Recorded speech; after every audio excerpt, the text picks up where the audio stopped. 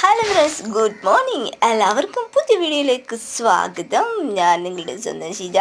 അപ്പോൾ രാവിലെ തന്നെ എന്തൊരു കാട്ടിക്കൂട്ടലുകൾ ആണെന്ന് വെച്ചാൽ, രാവിലെ സുഖങ്ങളും ദുഃഖങ്ങളും ഇടകലർന്നതാണല്ലോ നമ്മുടെ ജീവിതം. അങ്ങനെ നമ്മുടെ കയ്യിൽ രണ്ട് കാടമുട്ട ഉണ്ടായിരുന്നു. നമ്മൾ രണ്ട് കാടമുട്ട എടുത്ത് പുഴുങ്ങാൻ വെക്കുന്നതിന് ഒരു പാത്രത്തിൽ നിന്ന് മറ്റൊരു പാത്രത്തിലേക്ക് ഇടുന്നു, മറ്റൊരു പാത്രത്തിൽ നിന്ന് മറ്റൊരു പാത്രത്തിലേക്ക് ഇടുന്നു.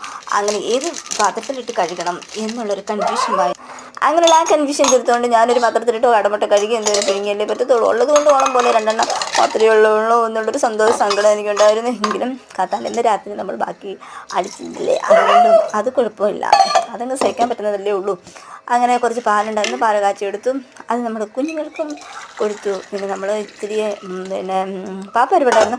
ആ പാപ്പത്തിലാണെങ്കിലും അതിനകത്ത് അച്ചപ്പവും ഹൽവയുണ്ട്. അച്ചപ്പം നമുക്ക് അത്ര ഇഷ്ടമൊന്നുമല്ല, എങ്കിലും അത് നമ്മൾ കഴിക്കും. എങ്കിലും കുഴപ്പമില്ല, അത് വീഡിയോയ്ക്ക് വേണ്ടി മാത്രം ഞാനിത് എടുത്തതാണ്.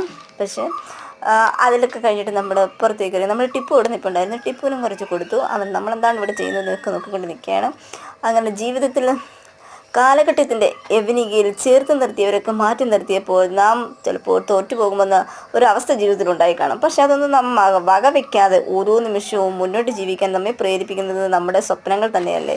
നമുക്ക് ആരായി തീരണം, നമ്മൾ എന്തായി തീരണം എന്നൊക്കെ നാം കുഞ്ഞുനാളിലൊക്കെ ചിലപ്പോൾ വിചാരിച്ചിരിക്കും. പക്ഷെ അതൊന്നും നമ്മൾ നടന്നു കാണത്തില്ല. പക്ഷേ ഇനി അങ്ങനെയല്ല. നമുക്ക് ഓരോ നിമിഷവും മാറി ചിന്തിക്കേണ്ടിയിരിക്കുന്നു. നല്ലൊരു മനസ്സിനുടമയായി നമ്മുടെ ലക്ഷ്യങ്ങൾ നമുക്ക് പതുക്കെ പതുക്കെ പൂർത്തീകരിക്കാൻ സാധിക്കണം. കാരണം ആരും നമ്മുടെ ലക്ഷ്യങ്ങളെ തട്ടിക്കൊണ്ടുപോകുകയില്ല. കാരണം നമ്മുടെ മനസ്സും ആരും തട്ടിക്കൊണ്ടുപോകുകയില്ല. നമ്മുടെ സന്തോഷം നമ്മുടെ കരങ്ങളിൽ തന്നെയാണ്. അത് മറ്റുള്ളവരിൽ ആശ്രയിക്കാൻ നോക്കരുത്. എന്ത് പ്രതികൂലങ്ങൾ വന്നാലും അതിജീവിക്കുക തന്നെ ചെയ്യണം. അപ്പം ചാനൽ ഇഷ്ടപ്പെട്ടാൽ സബ്സ്ക്രൈബ് ചെയ്ത് സപ്പോർട്ട് ചെയ്യുക.